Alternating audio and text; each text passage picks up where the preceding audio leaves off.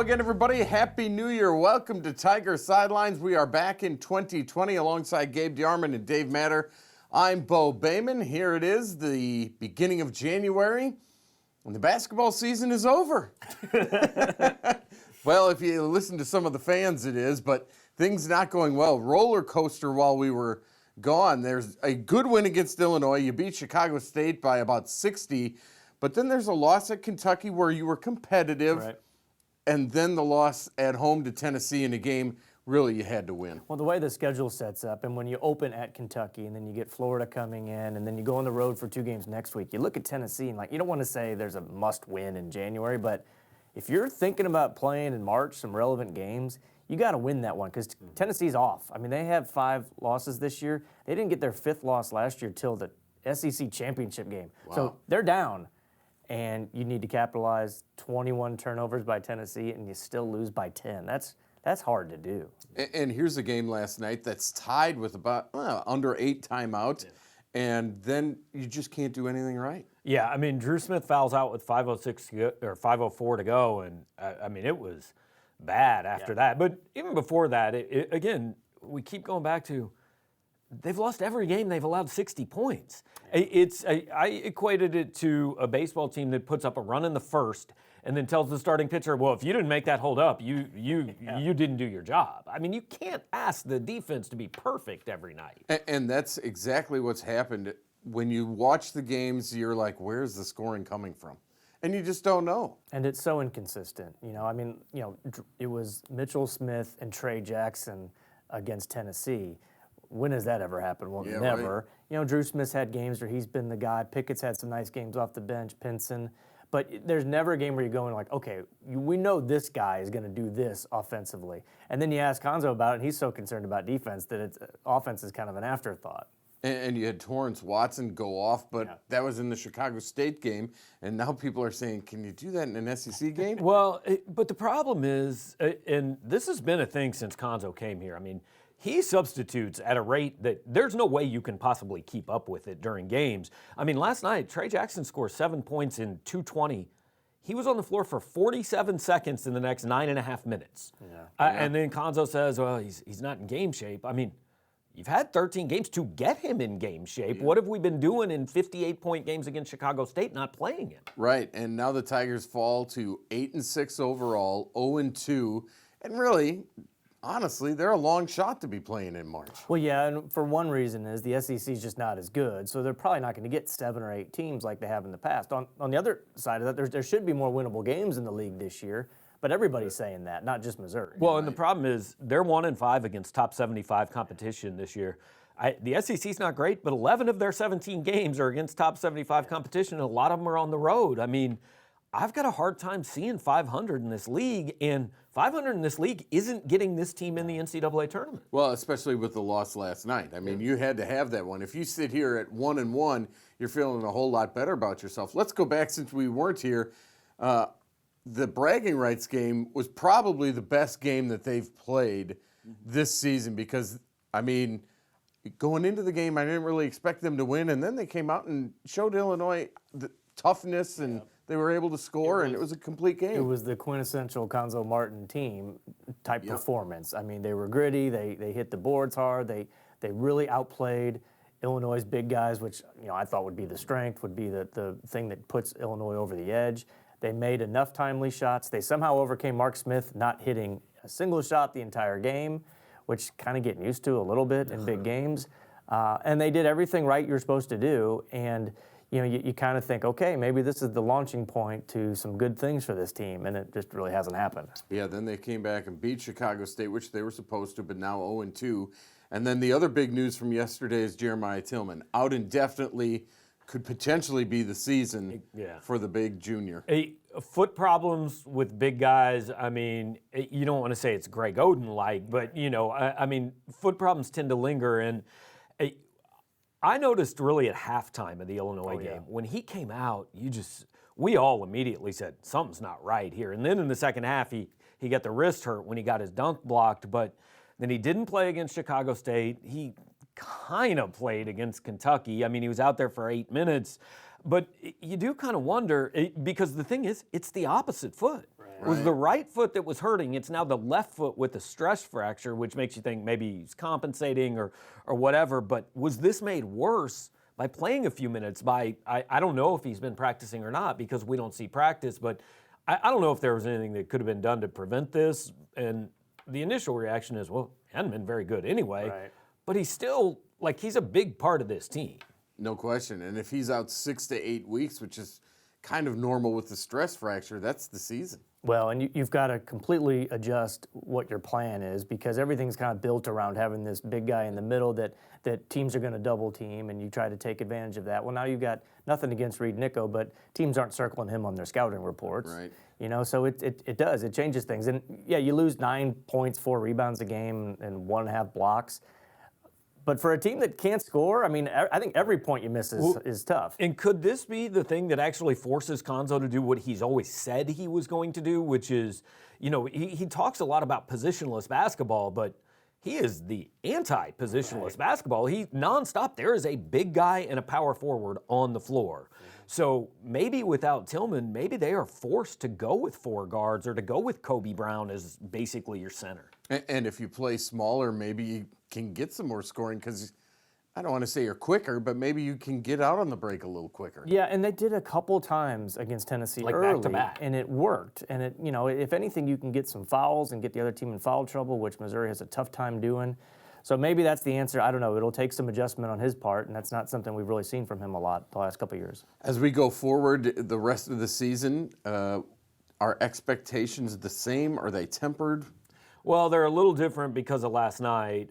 You're sitting here 8-6, and the reality is, I think they've got to go 11-5 the rest of the way in the league to get in the NCAA tournament, unless they beat West Virginia, which I don't think we see happening. And everybody probably is saying, well, why are we talking about the NCAA tournament? Because this is year 3, and that should be the goal here. This is a team, I keep going back to, this is a team that the coach was telling anybody who would listen, we can win the SEC. They're not in the top half of the SEC. And Mark Smith has been invisible recently. His numbers, his splits between high major opponents and low major, mid majors are really startling. He just has not shot well at all, and that's what he does. He's a 3-point specialist. They've talked about him expanding his game and doing more offensively. He really doesn't try to. For being a good shooter, he doesn't get to the free throw line very often at all. And yeah, it's been kind of night and day when he's gone up against the Illinois, the Oklahoma, Xaviers, and then the Chicago States and the other teams that Missouri should beat. And as Dave stated a little earlier, the Tigers will host Florida on Saturday. Then they play at Mississippi State on Tuesday. They got to get one. Well, and then they're at Alabama, and Florida's starting to figure some things out. They beat South Carolina pretty good on the road last night, and I looked at this SEC schedule before the season and said they could be better than they were last year and start 0-5. Right. Now, that's when I thought Tennessee was probably better than Tennessee is, but I think 0-5 is, you're staring that in the face because this team did go to Temple and win. Temple is okay.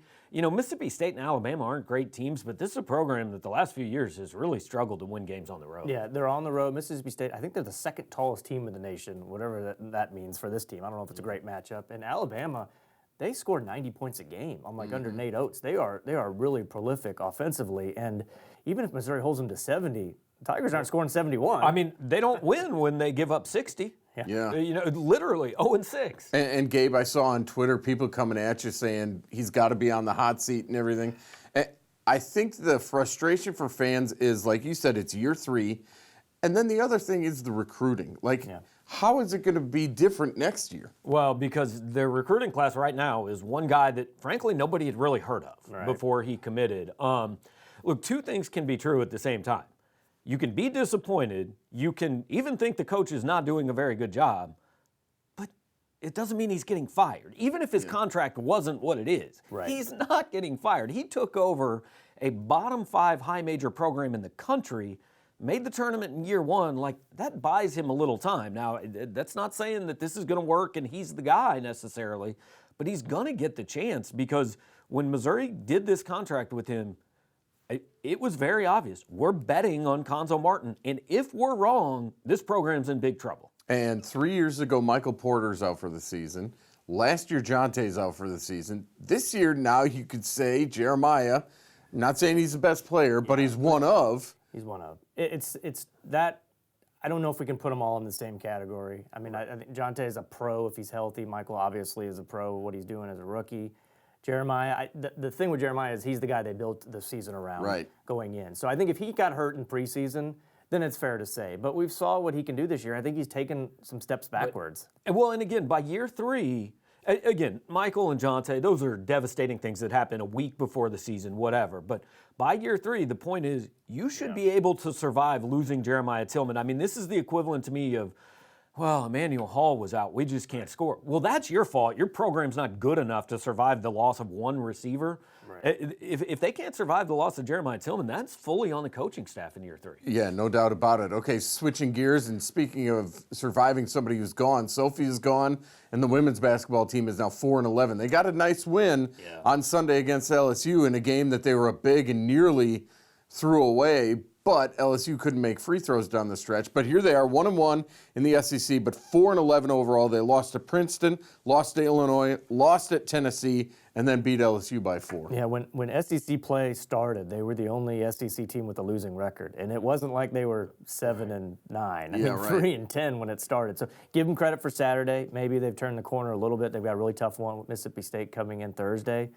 But they kind of play like a young team where they can't close out games. And they're competitive. And most of these losses, other than maybe the Penn game, they were competitive.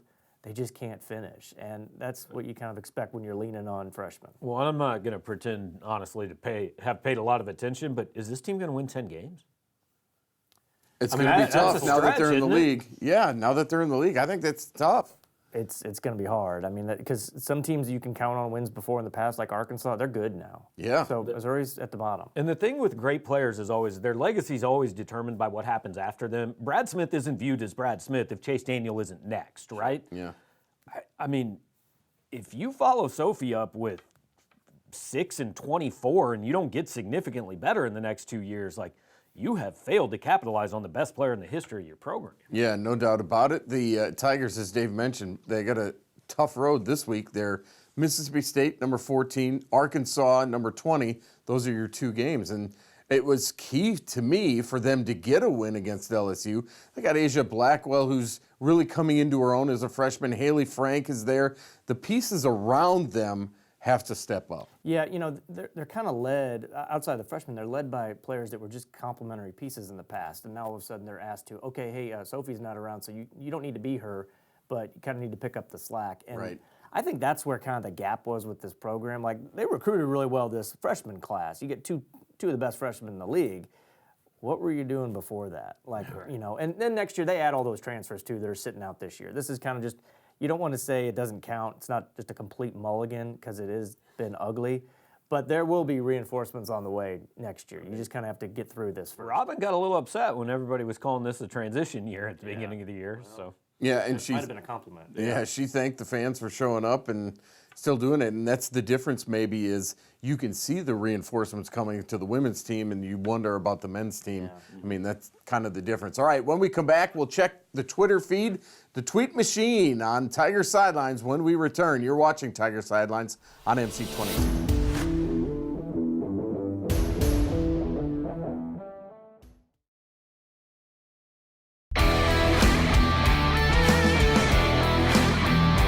Everybody, Dave Matter, Gabe DeArmond, and I'm Bo Bayman. You're watching Tiger Sidelines. We're at Tiger Sidelines on Twitter, and our first tweet comes from Scott. He's our first one in 2020. Has Coach Drink finalized his staff? How do you view their experience and recruiting skills? I mean, he needs an offensive line coach still. By the time this airs, that may be done. But as far as evaluating assistant coaches, I mean, the truth is we've never heard of most of these guys before he hired them. I don't know if Curtis Looper is a good running backs coach or if Charlie Harbison can recruit. I have no clue. And some of these guys, I think they were hired more for recruiting than necessarily what position they're going to do. I mean, Looper for sure, that was kind of his reputation. He signed a lot of the good players that have come through TCU, and he was, I guess this is a good thing, he was the point man on Cam Newton. You hope that there's no baggage there or you know, how he got him. No pun intended. Yeah, exactly. So, yeah, and then even Bush Hamden, the guy from Washington, like he didn't do a great job with Washington's offense this year, but they signed really good classes, and we assume he was part of that. And also, like, position coaches, I think people tend to overrate that most times. I mean, Cornell Ford coached cornerbacks for a long time, and then all of a sudden, the last 3 years, like, Missouri's running backs have been really good. And is Cornell Ford the greatest running backs coach in the country? And if so, why wasn't he doing it the last 17 years? Jason follows up to say, do you think Drink is slow playing the O-line coach search on purpose, or is he just having trouble finding one? His date that he wanted to have the staff finalize is passed. It's one of the most important But maybe he does. Maybe he has one, and we just don't know. I mean, the truth is the only people that care or know if he hires an offensive line coach are people that watch the show or subscribe to my website. 98% of the people in the stands whenever they play a game, if you say who's Missouri's offensive line coach, 50% of them are going to say, wait, they have a guy that only coaches the offensive line, and the other 50% aren't going to know. If he would have never said January 6th was his goal date, no one would be upset right now. But there's a lot of moving parts in coaching. I mean, you look at Baylor doesn't have a staff right now, and Mississippi State doesn't have a staff, so there's a lot of movement. The other thing is, I just can't get over how long we have to wait for the national championship. Oh, Not saying you're getting a coach off either one of those teams, but good grief. Yeah, I've kind of forgotten about it, honestly. Right. I mean, it just named Clemson and LSU co-champs and get to the playoffs. All right, when we made the move to the SEC, Coach Pinkel warned everyone that this had to be a total commitment at all levels. Going into 2020 with a new head coach and administration with a few years under their belts, how do you think we're doing?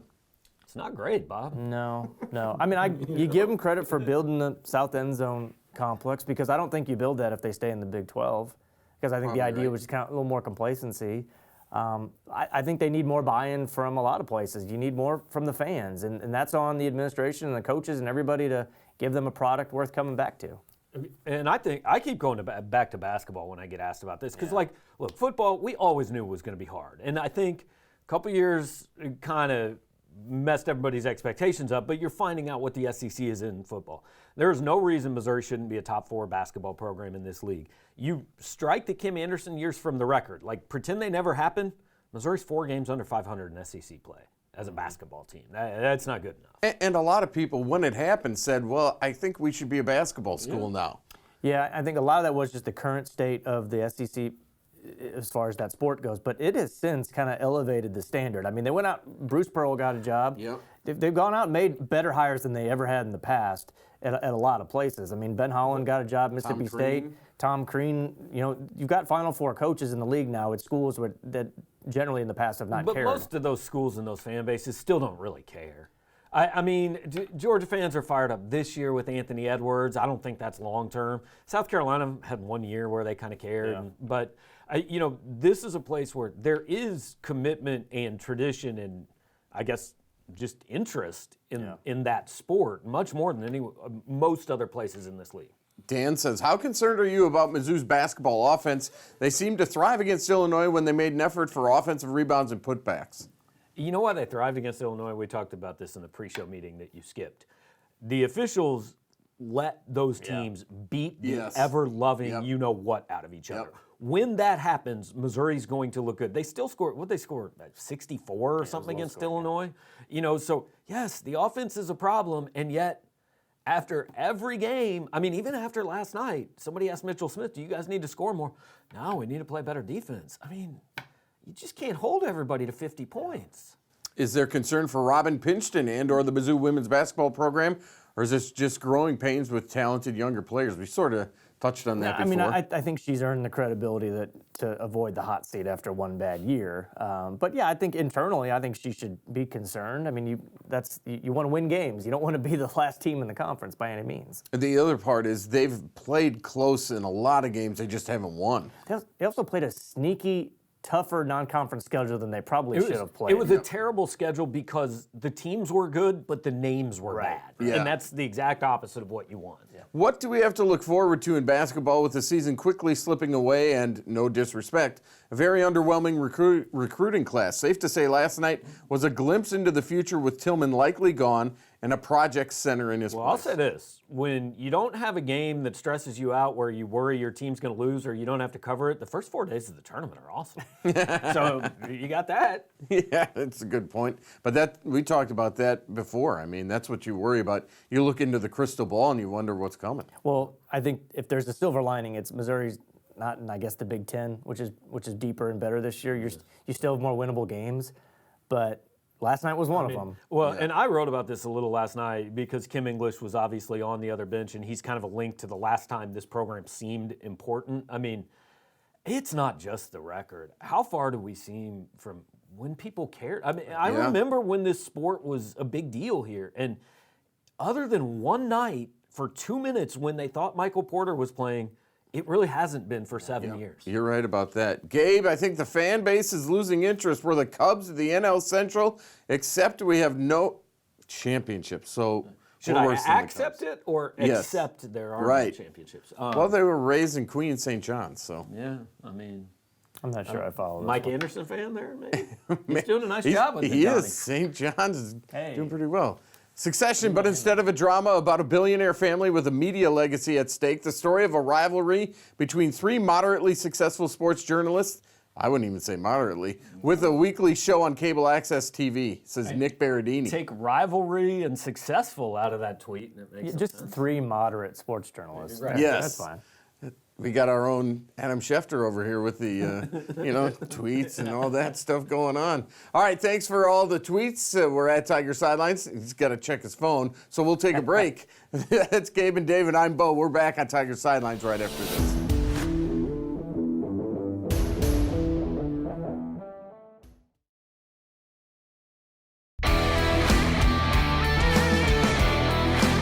Welcome back to Tiger Sidelines. Dave, Gabe, and Bo here, and when we wrap up here, we usually we're talking about the volleyball success, wrestling success, gymnastics season's about to start. Wrestling's having a tough year. The volleyball ended in the NCAA tournament. I have to say that volleyball may lead the charge this year out of the athletic department. It's a volleyball school. It is a volleyball school, no doubt about it. We talked a little bit about the staff for Coach Drink. Zach Woodfin named strength and conditioning coach. A lot of people say, oh, man, that's a good – how do you know? I mean – We'll see. Here is what you can absolutely guarantee every time there's a coaching change. Somebody is writing the story about how great this strength coach is, how many gains they've made in the first month, how his program is so much better than the last guy. And then as soon as they don't start playing well, I don't think the strength coach knows what he's doing. Right. We need the last guy back. The workouts will be so much better and so Yeah. much more intense and so much more efficient. You're That's a right. big word. So we'll see. I mean, we've heard this before. and then there's an injury, and everybody's like, oh, they weren't training enough. Gabe, what's left in recruiting? I mean, we had the December date. Now we got the February one. Yeah, I'm guessing about 10 spots left. I've got a defensive tackle that Barry Odom was recruiting. Actually was committed for a few days to Missouri, then took some other visits, then tweeted a couple days ago that he was committed, but deleted that. So it's quite an adventure. His name's Montre Edwards. Curtis Looper's son is going to visit. I would be very surprised if they don't get him. There's a defensive back named Ennis Rakestraw, who Missouri looked like was in pretty good shape. Nick Saban offered him yesterday, so maybe worse shape.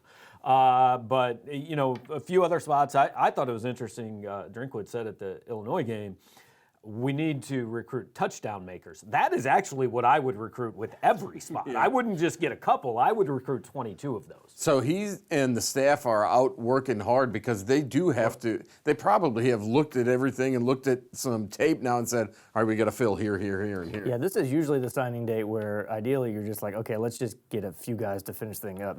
They're like halfway done. Yeah. So Yeah. this is a lot different. And this going in, that's when you make a coaching change, you can't be surprised that this is going to happen. And I think they'll hold a couple spots back for transfers or grad transfers or whatever might happen in the portal. Absolutely. The wrestling team went 2-2 while we were on break at the South Beach Duels. They beat Old Dominion in Wyoming, lost to Cornell and Lehigh. The Tigers are now 5-4 on the season. And Brian Smith's club is, let's be honest, they're having a tough year. They're not used to this. They're not used to losing to Lehigh and Cornell, even though they may be ranked higher. That's just not their standard at Tiger Style. Hot seat, maybe? What do you think? Probably not. I think he's got enough cred that he'll stick around for a little bit. The Tigers will take on Ohio and Northern Iowa in duels this weekend. We talked about LSU Clemson. We've had to wait, was it like 16 days since the semifinal?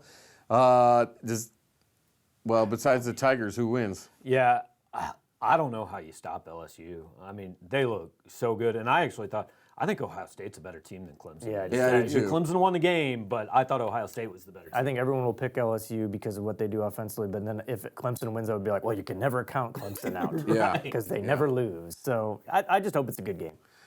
What has been the best bowl game so far that you've seen? Or have you not seen? There's no way I've watched a full bowl game. Clemson, Ohio State was good. Yeah. Yeah, I fell that asleep was in really the third good. quarter of that one. The first half of LSU Oklahoma, if you don't like It Oklahoma, was exciting. good. Yeah. The amazing thing is, you tweeted this out, Gabe. New Year's Day used to be college football. It's not anymore. No, it's not. And the other problem is with this playoff, college football fans are now being conditioned to be like college basketball fans. Right. Yeah. And just assume that nothing matters except those 3 games. I mean, there used to be, like, I guess I get why people got mad that number 2 wouldn't play number 1 and you didn't really know who the champion was. But, like, the Orange Bowl, everybody knew who was going to the Orange Yep. Bowl. And everybody, there was something about it that was still okay. Maybe it's not the worst thing in the world to not be able to just undisputed hand a trophy to somebody. Yeah, no doubt about it. All right, we will talk about the national championship game next week. We'll talk about the Tiger basketball programs as well, and anything else that happens over at the World of Mizzou. For everybody behind the scenes, Bill and Matt and Brian, that's Gabe DeArmond, that's Dave Matter, I'm Bo Bayman. Thanks for watching Tiger Sidelines, our first show in 2020. We'll see you next week right here on MC22.